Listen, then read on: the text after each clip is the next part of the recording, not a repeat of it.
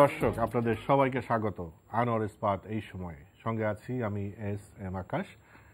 আমরা 2021 সাল শেষ করতে যাচ্ছি, নতুন বছরে পা রাখবো 2022 সালে।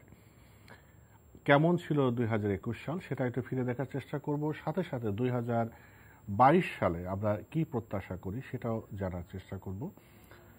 আমাদের যেমন সমস্যা আছে তেমন সম্ভাবনাও আছে, সেগুলোর কথা আমরা জানবো। আমার সাথে দুজন অতিথি পরিচয় করে দিই। আমার সাথে রয়েছেন আমার বাম দিকে সৈয়দ ইশতিয়াক রেজা, প্রধান সম্পাদক জিটিভি। আমাদের সাথে রয়েছেন সেলিনা হোসেন, কথা সাহিত্যিক। দুজনকে স্বাগত জানাই। সৈয়দ ইশতিয়াক রেজা, আপনি সাংবাদিক, আপনাকেই প্রথমে আপনার কাছে জানতে চাই, কারণ আপনি বছরে যেসব বড় বড় ঘটনা ঘটে প্রত্যেকটা ঘটনার সাথে প্রত্যক্ষভাবে প্রফেশনাল কারণেই জড়িত থাকতে হয়। তো যদি আপনাকে এভাবে বলি যে কেমন গেল বছরটা।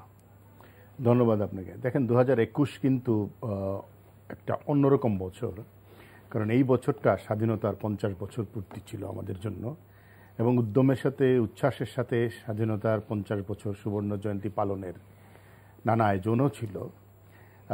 এবং সে কারণে আমরা পিছনে ফিরে গিয়েছি, 71কে ফিরে দেখার চেষ্টা করেছি, এবং একই সাথে বঙ্গবন্ধু জাতির পিতা তার জন্মশতবার্ষিকীর সাথে একই সাথে সুবর্ণ জয়ন্তী উদযাপিত হয়েছে। ফলে স্বাভাবিক কারণেই আমাদের ভিতরে এক ধরনের উচ্ছ্বাস ছিল, আমাদের ভিতরে আনন্দ ছিল, এবং সেইটা আপনি দেখেন যে সেখানে কিন্তু আমাদের বিদেশি অতিথিরা এসছেন, এবং তারা এই করোনার মধ্যে সীমিত যে আয়োজন সেখানেও তারা অংশগ্রহণ করেছেন। এবং এবার যেটা বিজয় দিবসে যেটা হয়েছে, ভারতের রাষ্ট্রপতি এসছেন এবং ভারত সহ বেশ কয়েকটি দেশের সৈনিকরা এসে আমাদের সাথে মার্চ পাস্টে অংশ নিয়েছে। সবই আমাদের জন্য আমার কাছে মনে হয় খুবই আনন্দের জায়গা ছিল। কিন্তু একই সাথে যদি আমি অর্থনীতির দিকে তাকাই, তাহলে করোনার দাপটে আমাদের অর্থনীতি বড় ধরনের আঘাতের ভিতর দিয়ে গেছে, এবং অর্থনৈতিক পুনরুদ্ধার যে প্রক্রিয়াটা সেটা শুরু হলেও যে খুব বেশি বড় আকারে শুরু করতে পেরেছি আমরা সেটা বলতে পারবো না, কারণ প্রচুর মানুষ কাজ হারিয়েছে, প্রচুর মানুষ রোজগার হারিয়েছে, প্রচুর মানুষের আয় কমে গেছে, এবং নতুন করে প্রায় 3 কোটি মানুষের বেশি দরিদ্র হয়েছে। ফলে এই মুহূর্তে 16 কোটি মানুষের মধ্যে 6 কোটিরও বেশি মানুষ কিন্তু এখন দরিদ্র অবস্থায় আছে। এটা হলো বাস্তবতা। বছরের শেষে এসে যেটা দেখলাম যে আমরা করোনার সাথে যে লড়াইটা করছিলাম সারা পৃথিবীতে, এই লড়াইটা আমাদের কন্টিনিউ করতে হবে, আমাদের চালিয়ে যেতে হবে, কারণ ওমিক্রনের ঝড় শুরু হয়েছে সারা পৃথিবীতে। এগুলি সবই বাস্তবতা। এর বাইরে আমরা দেখেছি যে আমাদের শিক্ষা প্রতিষ্ঠানগুলো খুলতে পারে নাই আমাদের করোনার কারণে। আমাদের ব্যাপক আকারে আমাদের শিক্ষা জীবন ব্যাহত হয়েছে, এবং সেটার ক্ষতি কিভাবে কাটিয়ে ওঠা যাবে সেটা জানি না। আমি যদি দেখি যে আমাদের সংস্কৃতি অঙ্গনে বেশ কিছু চমকপ্রদ ঘটনা ঘটেছে। রেহানা মরিয়ম নূরের মতন ছবি আন্তর্জাতিক পর্যায়ে সাড়া ফেলেছে। এর বাইরে নোনা জলের কাব্য কিংবা লালমোরগের ঝুটির মতন ছবি হয়েছে। আবার আমরা যদি দেখি যে না, আমাদের সাহিত্য জগতে বড় খুবই সাড়া ফেলে দেওয়ার মতন কোনো উপন্যাস কিংবা লেখা আমরা সেভাবে দেখি নাই, কিন্তু লেখকদের একটা প্রচেষ্টা ছিল, শত বাধা বিপত্তি পেরিয়ে বাংলা একাডেমির বইমেলাটা কিন্তু মার্চ মাসে গিয়েও শেষ পর্যন্ত হয়েছে। সুতরাং উচ্ছ্বাসটা ছিল যে বইমেলাটা করব আমরা, প্রচুর লেখালেখি হয়েছে। যেটি চিন্তার ব্যাপার সেটি হলো যে আমাদের উন্নয়ন প্রকল্পগুলো শেষ না হতে মানুষের চলাচল কিন্তু এই রাজধানীতে প্রায় স্থবির অবস্থায় চলে এসছে। মানে একটা শহরের গতি, গাড়ির গতি ঘন্টায় এখন 5 কিলোমিটারের নিচে নেমে গেছে। ফলে স্বাভাবিক কারণে এটা খুবই চিন্তার জায়গা হয়ে দাঁড়িয়েছে। কিন্তু তার চাইতে বড় হলো দুটি ঘটনা। একটা হলো যে মার্চ মাসে স্বাধীনতার সুবর্ণ জয়ন্তীতে ব্রাহ্মণবাড়িয়া সহ দেশের নানা প্রান্তে হেফাজতের যে জঙ্গি তাণ্ডব আমরা দেখেছি, সেটি আমাদেরকে এক ধরনের চিন্তার মধ্যে ফেলে, এবং তারা বঙ্গবন্ধুর ভাস্কর্য পর্যন্ত ফেলে দেওয়ার মতন হুমকি দেয়। কিন্তু তার বিপরীতে আমাদের যে মুক্তিযুদ্ধের শক্তির, ধর্মনিরপেক্ষ শক্তির, তারা কোনো সেইভাবে তাদের কণ্ঠ ভীষণ ক্ষীণ ছিল। এবং বলবো যে বাংলাদেশের ন্যারেটিভটা যেন বদলে গেছে। ওরাই নেগেটিভ দিচ্ছে, আমরা শুধু কাউন্টার নেগেটিভ দেওয়ার চেষ্টায় আছি। বিজয় দিবসের প্রাক্কালে গত দুর্গাপূজার সময় কুমিল্লাতে শুরু হয়ে সারা দেশে দুর্গাপূজা, পূজা মণ্ডপ, পূজা প্যান্ডেল এবং সংখ্যালঘুদের বাড়িঘরে যেভাবে হামলা হয়েছে, এটি আমাদেরকে বুঝিয়ে দেয় যে স্বাধীনতার সময় আমাদের যে চেতনা ছিল, উদার ও সাম্প্রদায়িক মানবিক বাংলাদেশের যে প্রচেষ্টা, সেটি থেকে বাংলাদেশ এখনও অনেক দূরে, এবং লড়াইটা আসলে শেষ হয়নি। এবং এগুলোকে সঙ্গী করেই কিন্তু 2022-এ আমরা পা রাখছি এবং আমাদের বছর শেষে এসে দেখি আমাদের ইনফ্লেশন বাড়ছে, 6% টাচ করেছে। ফলে দ্রব্যমূল্যের একটা ঊর্ধ্বগতি নিয়েই কিন্তু বছরটা শেষ করছি। এবং বৈষম্য, মানুষের প্রচুর, আমাদের জিডিপি হচ্ছে, মাথাপিছু আয় বেড়েছে, প্রচুর কোটিপতি বাড়ছে, কিন্তু আমাদের সম্পদ এবং আয় বৈষম্য একটা প্রকট আকার ধারণ করেছে। এগুলো থেকে 2022-এ আমাদের সামনে তাকাতে গেলে, সামনে যে তাকাবো আমরা, জি আপনি সুন্দর করে যে মূল ঘটনাগুলো আপনি তুলে ধরেছেন, আমরা সামনে তাকাবো। আমি এই ফাঁকি সেলিনা হোসেন, আপনি কথা সাহিত্যিক, লেখক, আপনি আপনার দৃষ্টি অন্যরকম, আপনি আপনার সাহিত্যিক দৃষ্টিকোণ থেকে দেখেন। এছাড়া আমি জানি যে আপনি তৃণমূল পর্যায়ে নারী শিশুদের নিয়েও কাজ করেন এবং আপনার লেখালেখির জন্য আপনি বিভিন্ন জায়গায় যান, গবেষণা করেন এবং আপনি সবসময় এই যে স্বাধীনতা সুবর্ণ জয়ন্তী, বঙ্গবন্ধু ৭১ এসব বিষয় নিয়েও কথা বলেন। যদি ফিরে দেখেন, সৈয়দ ইশতিয়াক রেজা তার মতো করে বলেছেন, আপনি কিভাবে বলবেন 2021-কে কিভাবে দেখেন? আপনাকে ধন্যবাদ এই সুন্দর আয়োজনের জন্য। আমি 2021 নানা দিক আছে, অবক্ষয়ের নানা দিক আছে, তারপরও আমাদের ইশতিয়াক সাহেব যে বললেন স্বাধীনতা এবং বিজয় দিবসের সুবর্ণ জয়ন্তী, এটা আমার কাছে সবচেয়ে উচ্চারিত জায়গা ছিল। আমি অনেক অনুষ্ঠানে এবং টেলিভিশন রেডিও চ্যানেলে অংশগ্রহণ করেছি এই সব কথা বলার জন্য। আমার মনে হয়েছে এই স্বাধীনতা ও বিজয় দিবসের সুবর্ণ জয়ন্তী আমাদের জাতিগত জীবনে একটি অসাধারণ দিক। সেইটা করোনা ভাইরাস আক্রান্ত এই সময়ে উদযাপিত হয়েছে, সেটাও মানুষের মনন চেতনার একটি বড় জায়গা, যে মনন চেতনা দিয়ে মানুষ ধারণ করেছে তার স্বাধীনতা এবং সুবর্ণ জয়ন্তীর উদযাপনের জায়গাটি। তখন আমার মনে হয়েছে যে এইভাবে যদি আমরা আমাদের অগ্রগতিতে অব্যাহত রাখি, তাহলে পরবর্তী বছরে যা কিছু বিলুপ্ত হয়েছে, যা কিছু অবক্ষয়ের টান পড়েছে, সব কিছু আমরা পরবর্তী বছরে আবার কাটিয়ে উঠতে পারবো। বিশেষ করে শিক্ষা খাতে আমাদের শিক্ষার্থীরা, বিশেষ করে বাল্যবিয়ে এই করোনার সময়ে অনেক বেড়েছে, এটা আমি পত্রিকার পৃষ্ঠায় পড়েছি, আবার দেখেছিও, 2-4টা দেখেছি। তো এই সব বিষয়গুলো, এবং আরেকটা জিনিস আমাকে খুব প্রবলভাবে মর্মাহত করেছে, সেটা হলো দুর্নীতি। আমরা জাতিগতভাবে সেই সব জায়গাটাকে ধারণ করব, যে জায়গা দিয়ে আমাদের সামগ্রিক মানবিক বোধের চেতনা সবার মাঝে সঞ্চারিত থাকবে। সেই জায়গা যদি সঞ্চারিত না থাকে, দুর্নীতির এই ডামাডলে মানুষজন ক্ষতিগ্রস্ত হচ্ছে। আবার দেখেছি যে করোনার কারণে আমাদের দিনহীন মানুষরা, দরিদ্ররা কাজ পাচ্ছে না, তাদের খাওয়া দাওয়ার বড় অনেক কষ্ট হচ্ছে। এই সব কিছু দেখে 2021 স্বাধীনতা এবং বিজয় দিবসের সুবর্ণ জয়ন্তী উদযাপন আমাদের কাছে ঠিক প্রবলভাবে সেই আবেদনকে অনেক উচ্চে তুলতে পারেনি, কারণ আমাদের অবক্ষয়ের জায়গাগুলো ধারণ করে আমরা সেই সব মানুষের পাশে দাঁড়াতে চেষ্টা করেছি যারা এই জায়গাটি নিজেদের মধ্যে ধারণ করবে, কিন্তু নিজেদের দুঃখ, কষ্ট, শারীরিক এবং মানসিক কষ্ট সব কিছু নিয়ে যখন অনেক বেশি নিষ্প্রাণ থাকে, তখন তো এই জায়গাটি উৎফুল্ল করে তোলার সুযোগ এবং সময় কম থাকে। সুতরাং যেভাবে আজকে আমরা 2021 উদযাপন করে গেলাম, আমরা মনে করি আগামী বছরে এই উদযাপনের জায়গাটা আরও চিহ্নিত হবে নানাভাবে। সৈয়দ ইশতিয়াক রেজা, আপনি সুন্দর করে কতগুলো বলেছেন, করোনার অর্থনীতি, শিক্ষা, জীবন, সাহিত্য, সংস্কৃতি, উন্নয়ন, এগুলো যেমন বলেছেন। আমাদের যে হেফাজতের তাণ্ডব, দুর্গাপূজার সময় যে সহিংসতা, সেটা আয় বৈষম্যের কথা বলেছেন, যেটা আমাদের যে স্বাধীনতার যে ন্যারেটিভ, স্বাধীনতা সুবর্ণ জয়ন্তীর কথা বলেছেন, তার সাথে যায় না। কিন্তু যখনই আমরা সুবর্ণ জয়ন্তী পালন করেছি, বঙ্গবন্ধুর কথা বলেছি, ৭১ ফিরে গিয়েছি, তখন এই সাথে সাথে কিন্তু আমরা বারবার সেই স্বাধীনতার স্বপ্নের কথা বলেছি, চেতনার কথা বলেছি। কিন্তু এই জায়গাতে এসে কেন হুঁচট খাচ্ছি? হেফাজতের ন্যারেটিভকে কেন আমরা ফলো করি? আমাদের ন্যারেটিভটাকে আমরা কেন 50 বছরে, আপনিই বলেছেন, আরেকটু শক্তভাবে কেন তুলে ধরতে পারছি না? পার্সপেক্টিভটা কেন? সমস্যাটা রাজনৈতিক এই কারণে যে আপনি দেখেন আমাদের রাজনীতি কিন্তু খুবই সূক্ষ্মভাবে বা অত্যন্ত নির্মমভাবে বিভাজিত।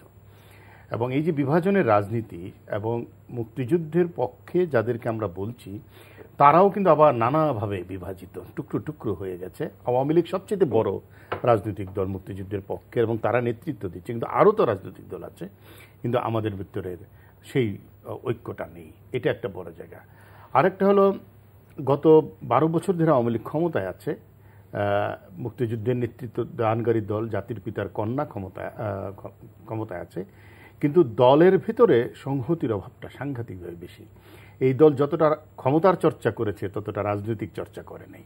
এবং এই যে ক্ষমতার চর্চার বহিঃপ্রকাশ এবারে ইউনিয়ন পরিষদ নির্বাচনগুলোতে দেখেছেন, স্থানীয় সরকার নির্বাচনে সেখানে কোনো বিরোধী প্রতীক নেই, নিজেরাই নির্বাচন করছে এবং একেবারে প্রান্তিক পর্যায় পর্যন্ত বিবাদ, বিদ্বেষ, সংঘর্ষ, খুন এগুলো ছড়িয়ে দেওয়া হয়েছে। এবং এগুলো এমন একটা অবস্থা তৈরি করেছে যে নিজেদের মধ্যে এখন যেহেতু কোনো প্রতিপক্ষ নাই, নিজেরাই নিজেদের প্রতিপক্ষ হয়ে দাঁড়িয়েছে। এটার সুযোগ নিচ্ছে স্বাধীনতা বিরোধী চক্র এবং যে কারণে, এবং মৌলবাদী সাম্প্রদায়িক চক্র, যেটার কারণে আমরা মনে করছি যে এটা একটা বড় চ্যালেঞ্জ হয়ে দাঁড়িয়েছে। এবং সেখানেই মুক্তিযুদ্ধের প্রশ্নে সকলের ঐক্যবদ্ধ হওয়ার জায়গাটা আছে। কিন্তু সেটা করতে গেলে শাসন প্রণালীর ভিতরে যে মানুষের ভাবনা প্রয়োজন সেটা কিন্তু আমরা দেখতে পাচ্ছি না। এই যে জ্বালানি তেলের দাম বাড়লো, যে প্রক্রিয়ায় দাম বাড়ানো হলো এবং যে প্রক্রিয়ায় পরিবহন ভাড়া বাড়ানো হলো, কোথাও কিন্তু মানুষের ভাবনাটা ছিল না। ছিল ব্যবসায়ীকে খুশি করতে হবে, তাদের ক্ষতিটা পুষিয়ে দিতে হবে, কিন্তু মানুষের কি ক্ষতি হচ্ছে সেই ভাবনাটা কিন্তু কোথাও ছিল না।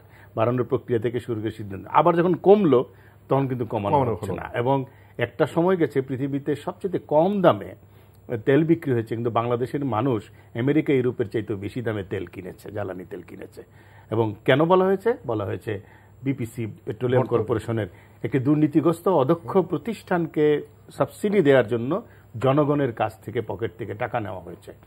এগুলো হলো আমার কাছে মনে হয় শাসন প্রণালীর দুর্বলতা। দুর্নীতির কথা আপা বলছিলেন যে এটা এমন একটা দুর্বিনীত অবস্থায় চলে গেছে। এর সাথে দুর্বৃত্তায়নের রাজনীতির কথা আমরা বলি, বাংলাদেশে আসলে এখন উল্টোটা ঘটছে। আমরা একসময় বলতাম রাজনীতির দুর্বৃত্তায়ন, এখন কিন্তু উল্টোটা ঘটছে, দুর্বৃত্তের রাজনীতিকায়ন ঘটছে।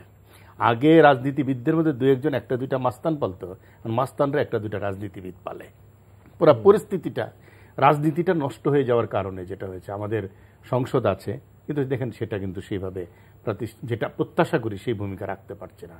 আমাদের নির্বাচন ব্যবস্থা নিয়ে নানা ধরনের প্রশ্ন উঠছে এবং বছর শেষে এসে দেখেন নির্বাচনটা কেমন হবে, এই জায়গাটা কিন্তু একটা ঐক্যের জায়গা তৈরি হলো না।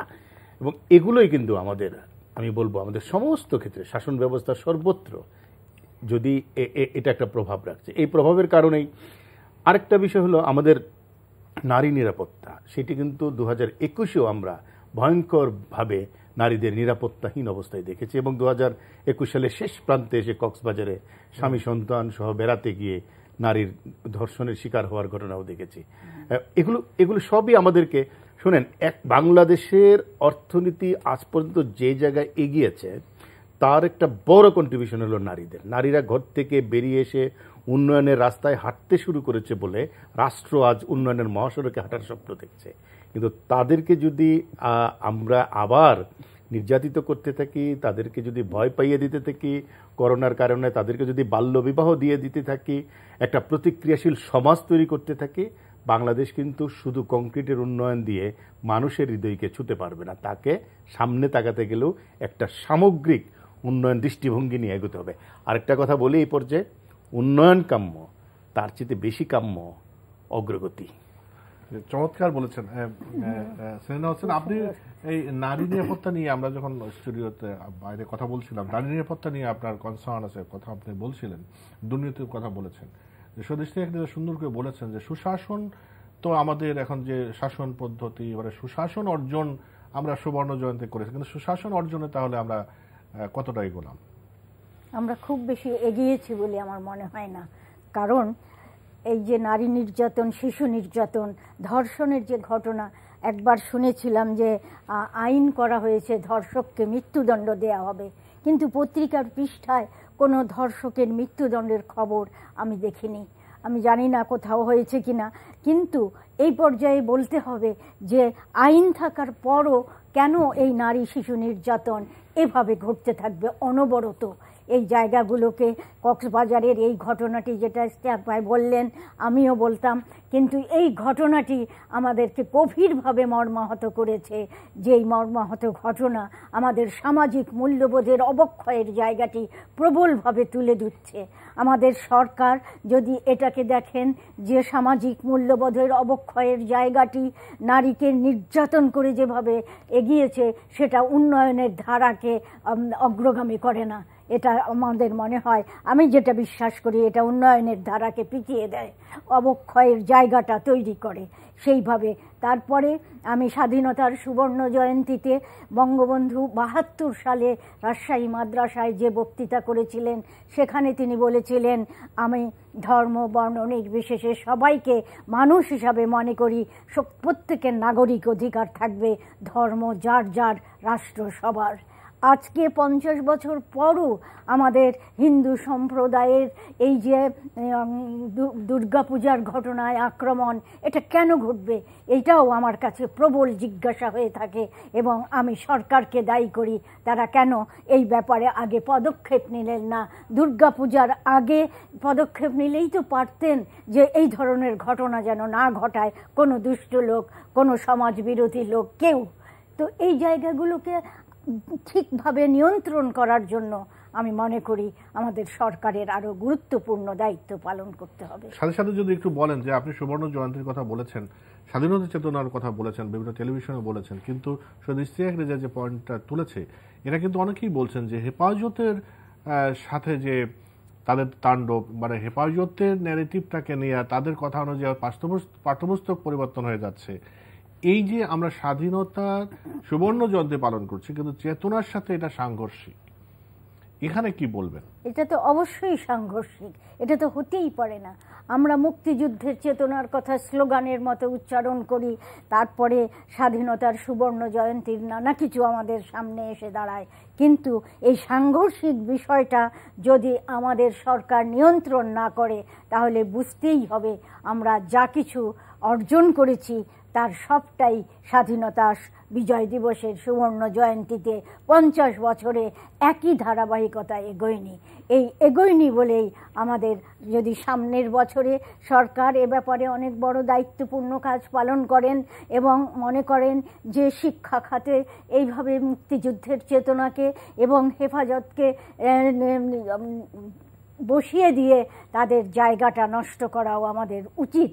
এবং আমরা মনে করি বাঙালি, বাংলাদেশ, বাংলা ভাষা সব কিছু নিয়ে বঙ্গবন্ধু যেভাবে বক্তৃতা করেছিলেন পাকিস্তান কারাগার থেকে এসে 1972 সালের 10ই জানুয়ারি, তিনি বলেছিলেন, আমার জন্য ফাঁসির মঞ্চ তৈরি হয়েছিল, আমি ঠিক করেছিলাম ফাঁসির মঞ্চে যাওয়ার সময় পাকিস্তান কারাগারে আমি বলবো, আমি বাঙালি, বাংলা আমার দেশ, বাংলা আমার ভাষা।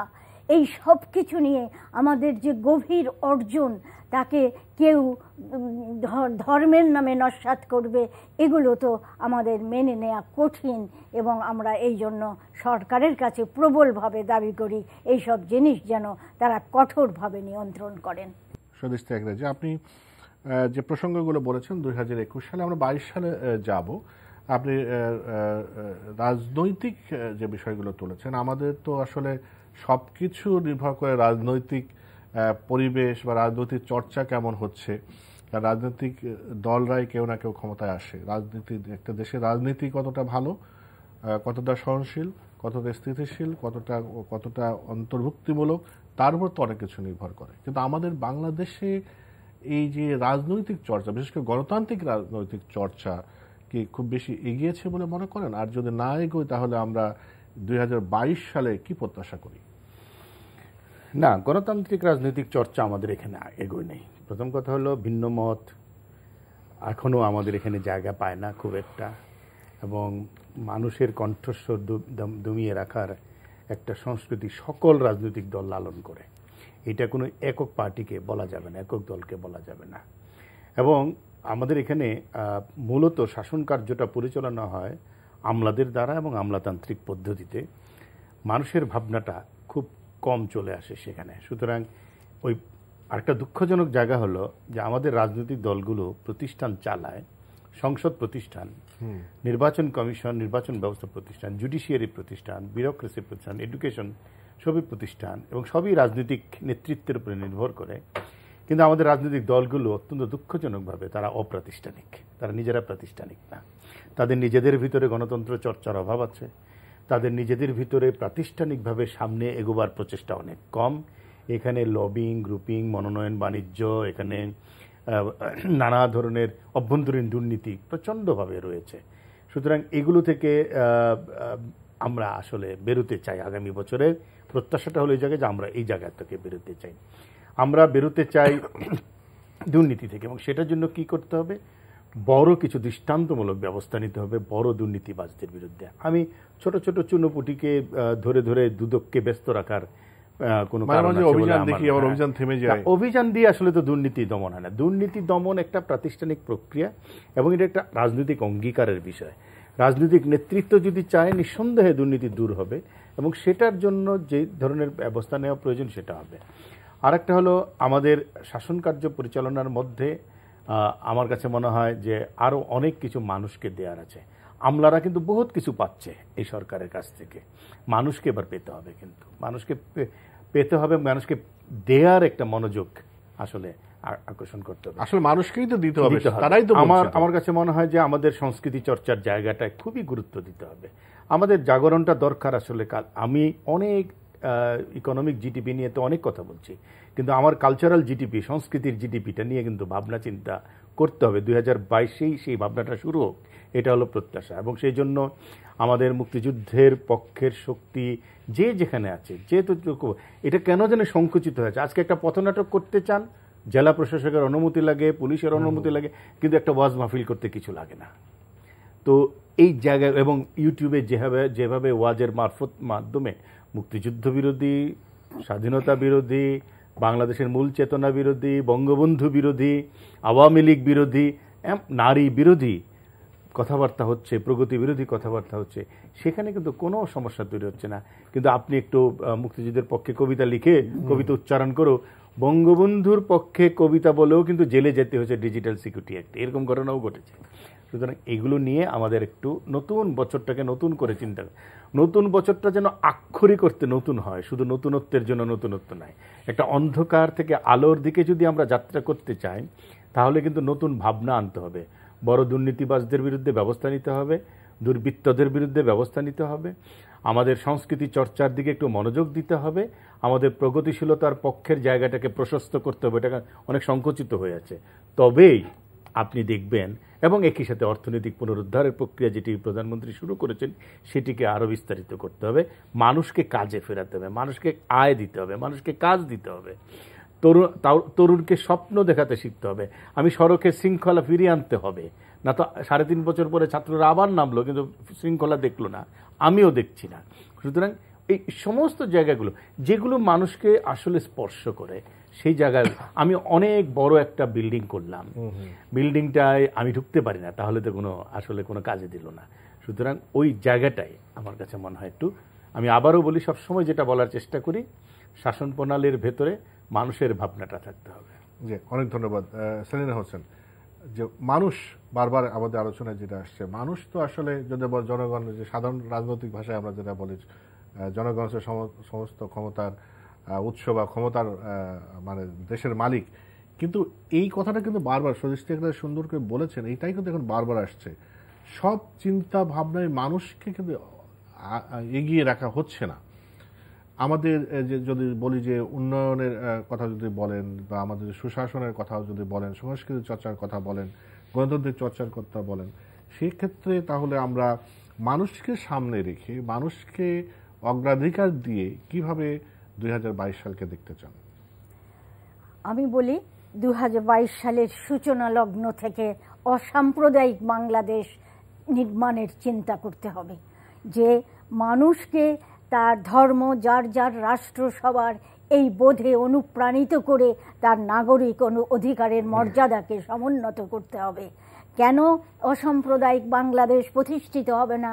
50 বছর পেরিয়ে গেছে, তারপরও এই জায়গাটিকে প্রতিষ্ঠিত করার জন্য আমি সবচেয়ে বড় দাবি করি 2022 সাল থেকে সূচনা হোক।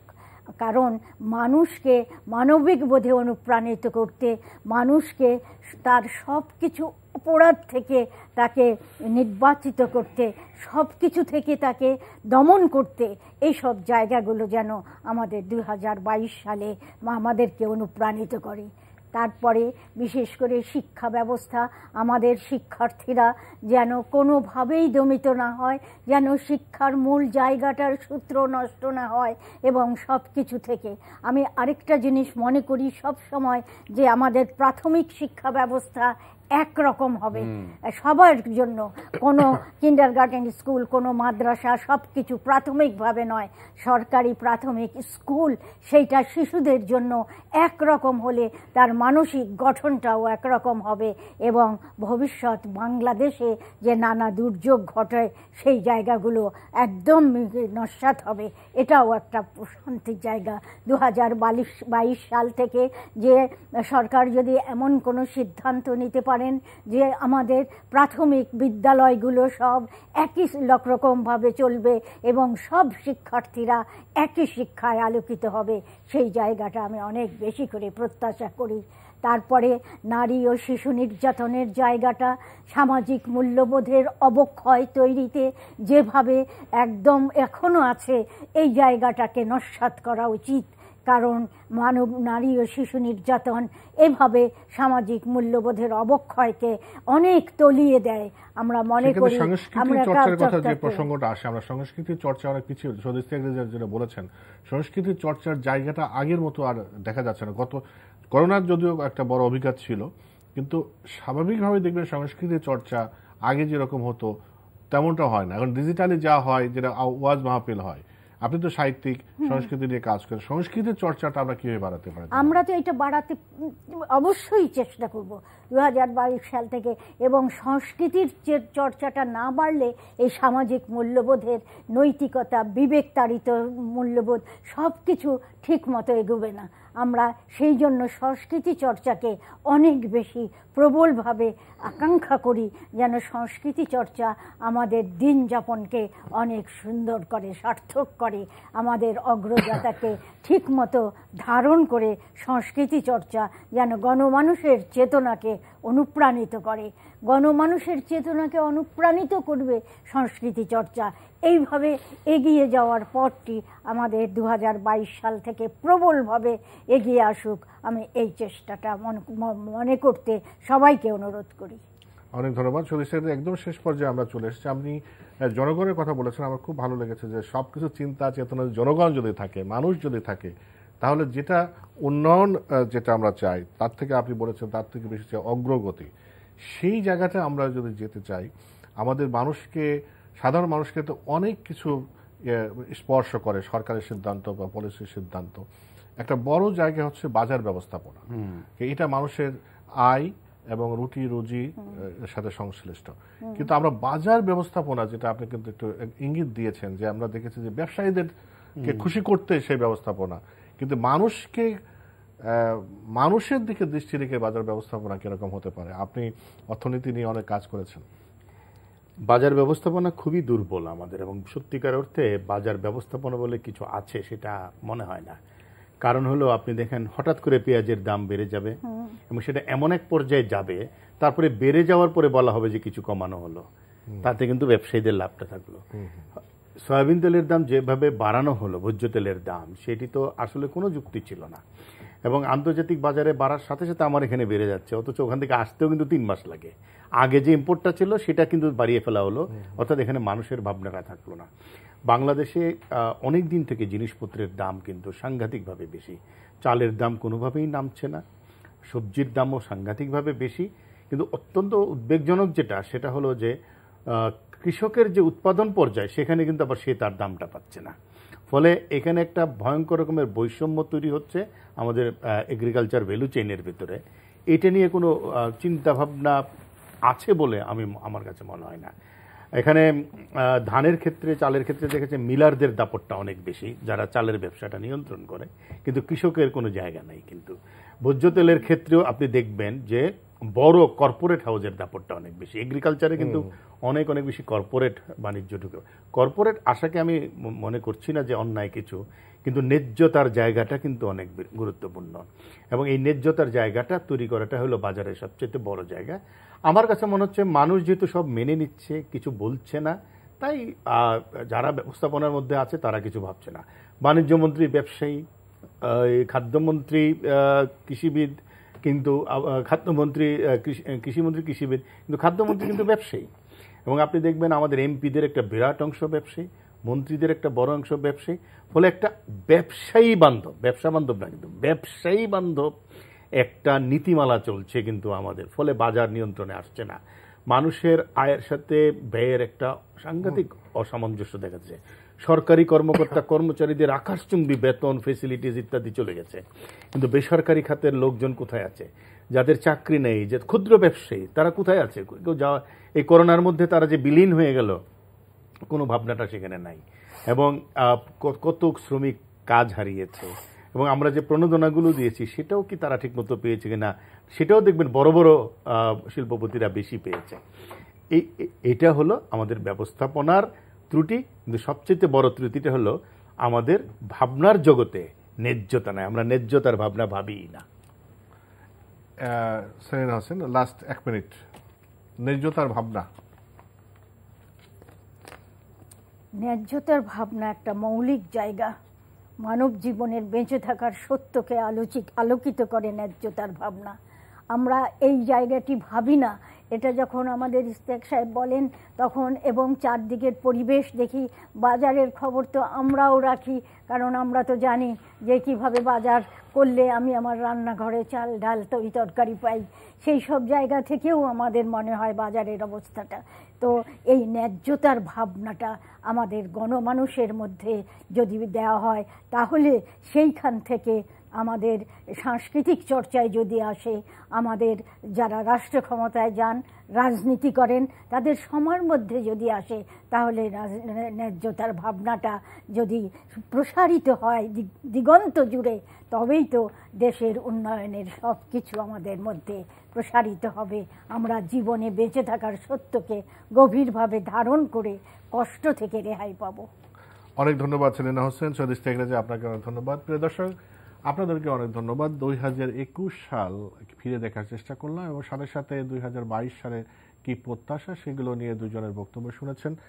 যে সৈয়দ ইশতিয়াক রাজা যেমন বলেছেন, উন্নয়ন আমাদের নিশ্চয়ই দরকার, কিন্তু সাথে সাথে অগ্রগতি দরকার। কথাটা বেশ ভাবনার। এগুলো রাষ্ট্র যারা চালান তারা যদি ভেবে দেখেন, আমার মনে হয় অনেক ভালো হয় যে অগ্রগতি আমরা কতটা করছি, উন্নয়ন হচ্ছে, কিন্তু অগ্রগতি কতটা হচ্ছে মানুষের চিন্তা চেতনায়, শিক্ষায়, বিভিন্ন ক্ষেত্রে রাজনৈতিক চর্চায় কতটা অগ্রগতি হচ্ছে সেটা দেখা দরকার। আরেকটা প্রসঙ্গে এসেছে, দুজনে বলেছেন ন্যায্যতার ভাবনা। আমরা প্রত্যাশা করব 2022 সাল ন্যায্যতার ভাবনা আসবে এবং সেখানে গণমানুষ প্রাধান্য পাবে। সেই প্রত্যাশা রেখে শেষ করছি। আপনারা সবাই ভালো থাকবেন।